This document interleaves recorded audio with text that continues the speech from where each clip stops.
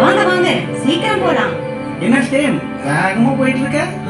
என்ன சக்தி ஐயா, உங்களுக்கு விஷயமே தெரியாதா? சொல்லு சொல்லு, என்ன விஷயம்? நம்ம ஊருக்கு இயேசு வந்திருக்காரு. அவரை பார்க்க தான் ஊரே போயிட்டு இருக்கு. உங்களுக்கு அது கூட தெரியலையா? இயேசுவா? நான் அவரை பார்க்க முடியுமா? சக்தி ஐயா, என்ன யோசனை ரொம்ப பலமா இருக்கு.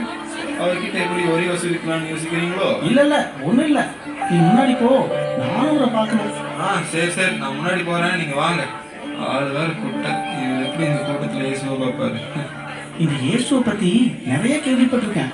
எப்படியாவது இன்னைக்கு நாம பார்த்துடணும். என்ன இவ்வளவு கூட்டமா இருக்கு? எப்பா கொஞ்சம் தள்ளுங்க, தள்ளுப்பா. யாருப்பா அந்த கூட்டத்துல தள்ள சொல்றாங்க? ஐயா, சக்கேவி ஐயா, நீங்களா? என்னையா, யார்கிட்டயாவது வரி வசூலிக்க மறந்தீங்களா? அட சும்மா இருப்பா, நான் இயேசுவை பார்க்கணும், அதான் வந்திருக்கேன். இந்த கூட்டத்துல பார்க்க முடியுமான்னு தெரியல, வேணா அந்த பக்கம் போய் பாருங்க. சரி சரி, கூட்டத்து நடுவில் போனா அவரை பார்க்க முடியாது போல, பேசாம இந்த அத்தி மரத்துல ஏறிடுவோம். இவரெல்லாம் இயேசுவை பார்த்து என்ன பண்ண போறாரு? பண்றதெல்லாம் அக்கிரமம், கண்டபடி வரி வாங்குறது, எத்தனை பேரோட அழுகையை சம்பாதிச்சு வச்சிருக்காரு. இவர் செஞ்ச பாவத்துக்கு பரிகாரம் கிடைக்குமானே தெரியல.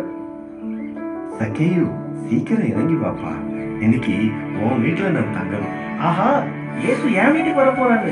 அவர் பேர் எப்படி இயேசுக்கு தெரியும்? அவர்தான் பெரிய வசூல் மன்னனாச்சு. ஒரு வேலை இயேசுக்கிட்டே வரிய வசூலிச்சிருப்பாரு போல. அது சரி, இந்த சக்கையிலே பெரிய பாவி அவர் வீட்டுக்கு இந்த இயேசு தங்க போறாரு. என்னதான் நடக்குதுன்னு பார்ப்போம். ஆண்டவரே, என் உடைமைகளை பாதியை ஏழைகளுக்கு கொடுத்துட்றேன். யார்கிட்டயாவது பொய் கூட்டுற சுமத்தி பணத்தை வாங்கியிருந்தா 4 மடங்கு திருப்பி தந்துடுறேன். சரி சக்கேயு, இன்று உன் வீட்டுக்கு நீட்டு வந்துடுப்பா.